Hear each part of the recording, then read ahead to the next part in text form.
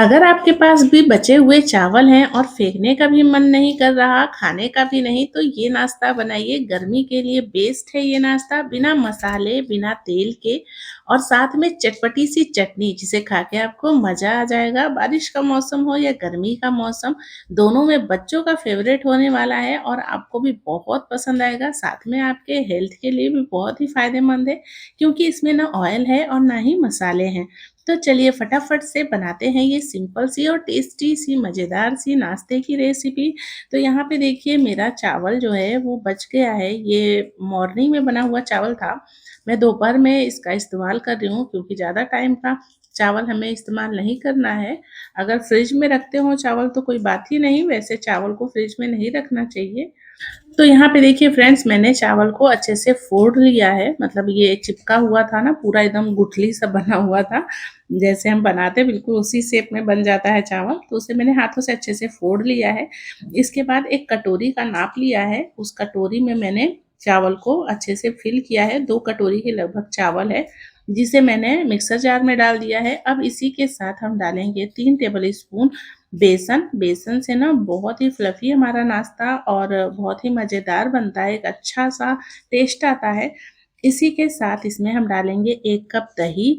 दही बहुत ज़रूरी है। दही डालने के बाद इसमें आधा कप पानी डालना है, वरना ये पिसेगा नहीं। साथ में स्वाद के अनुसार नमक, और इसे हमें पीस लेना है। ये देखिए बढ़िया से पीस गया है। बहुत ही अभी गाढ़ा है ये, तो इसे हम एक बर्तन में निकाल लेते हैं इस तरीके से। ये देखिए बर्तन में हम इसे अच्छे से निकालेंगे, मिक्सर जार से पूरा निकाल लेना है। और अब इसमें ऐड करेंगे 3 बड़े चम्मच सूजी। क्योंकि चावल बहुत हल्का होता है ना, तो सूजी से अच्छी बाइंडिंग आती है, नाश्ता बनाने में आपको दिक्कत नहीं आएगी। अच्छे से सूजी को मिक्स कर लेते हैं बढ़िया तरीके से।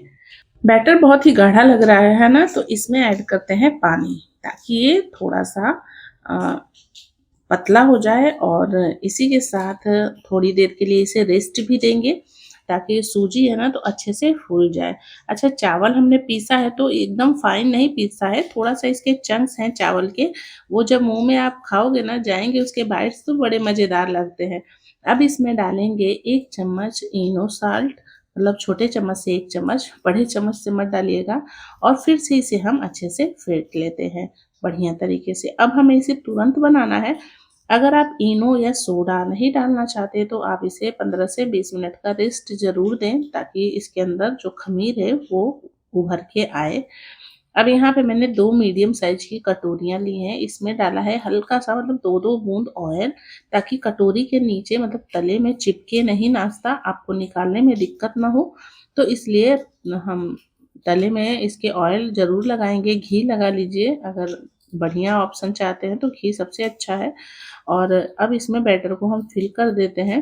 तो यहाँ पे मैंने 2 बड़े चम्मच बैटर को इसमें डाला है कटोरी में, और दूसरी कटोरी में भी मैंने अच्छे से ऑयल को फैला लिया। इसके बाद 2 बड़े चम्मच बैटर डाल दिया है इसमें भी बराबर-बराबर। बहुत ज़्यादा नहीं डालना है, वरना ऊपर से गिरने लगेगा फूल के। तो बस इसी तरीके से हमें टैप-टैप कर देना है। ऊपर से दिखने में थोड़ा अच्छा लगे ना, तो आप कुछ भी डाल सकते हैं। जैसे धनिया की पत्ती डाल दीजिए या फिर कश्मीरी मिर्च डाल दीजिए। तीखा नहीं बनाना है, मतलब अगर आपको तीखा पसंद है तो हरी मिर्च का भी इस्तेमाल कर सकते हैं। यहाँ मैंने तीखा नहीं रखा है, एकदम सिंपल सा बनाया है। गर्मी बहुत है तो इसलिए बिना मसालों का नाश्ता आज सोचा मैं बनाऊँ, पर चटनी को थोड़ा चटपटा रखा है।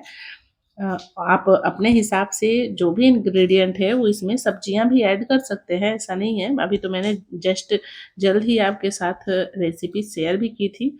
अब यहाँ पे हम चटनी बनाएंगे, तो इसके लिए मैं फ्राई पैन में डालूंगी 2 टेबल स्पून ऑयल। ऑयल जैसे गर्म होगा इसमें डाल देंगे जीरा और उड़द की दाल, साथ में डालेंगे इसमें चना दाल, और 2 लहसुन को बारीक काट के डाला है, 2 हरी मिर्च डाल दी है, करी पत्ता डाला है, जीरा डाला है साबुत, और 2 बड़े चम्मच मैंने मूँगफली डाल दी है। मूँगफली मैंने पहले से रोस्ट की थी, लेकिन हल्का-सा नमी हो गया था, तो इसलिए मैंने फिर से इसमें मूँगफली को डाल के हल्का-सा फ्राई कर लिया है। अब इसे चला लेते हैं। जब ये अच्छे से भुन जाए सारी चीज़ें, तो इसमें एक टमाटर डाल देंगे और टमाटर को भी हम फ्राई कर लेंगे। अब इसे चला लेते हैं, कम से कम 1 मिनट मीडियम फ्लेम पे इसे हम फ्राई करेंगे। अब इसी के साथ इसमें एक बारीक कटी हुई प्याज भी ऐड कर दें, बहुत बढ़िया टेस्ट आता है। अभी जल्द ही मैंने आपके साथ चटनी की रेसिपी शेयर की थी, फिर भी मैंने सोचा कि आपके साथ फिर से एक बार शेयर कर दूँ, आपको अच्छा लगेगा। अब इसमें जो भी स्पाइसेस ऐड करना चाहें कर सकते हैं। तो मैंने इसमें लाल मिर्च पाउडर, हल्दी पाउडर डाल दिया है, साथ में नमक ऐड कर दिया है और अच्छे से इसको मिक्स कर लिया है। अब इसे ढक देते हैं ताकि टमाटर अच्छे से सॉफ्ट हो जाए। और ये देखिए टमाटर बहुत ही बढ़िया से हमारा सॉफ्ट हो चुका है। अब इसे चला लेते हैं और अब इसे हम डाल देंगे मिक्सर जार में। मतलब यहाँ गैस पहले बंद कर देंगे, ठंडा हो जाएगा तो फिर इसे हम मिक्सर जार में डाल के इसकी चटनी बना लेंगे।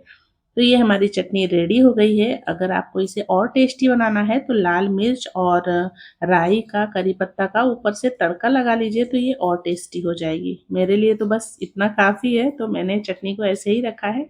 यहाँ पे हमारा नाश्ता भी अच्छे से फूल चुका है, हो चुका है। आप इसमें अगर चेक करना चाहें तो चाकू डाल के देखें, अगर चाकू क्लियर आए तो समझिए नाश्ता अच्छे से पक चुका है अंदर का। अब इसे हम कटोरी से बाहर निकालते हैं। तो जब ये ठंडा हो गया ना, तब मैंने कटोरी को टच किया और ये बहुत ही ईज़िली निकल गया, क्योंकि हमने इसमें ऑयल लगाया था ना, इस वजह से बहुत ही आसानी से ये निकल गया। और नाश्ता देखिए कितना लाजवाब लग रहा है, कितना बढ़िया, कितना टेस्टी लग रहा है।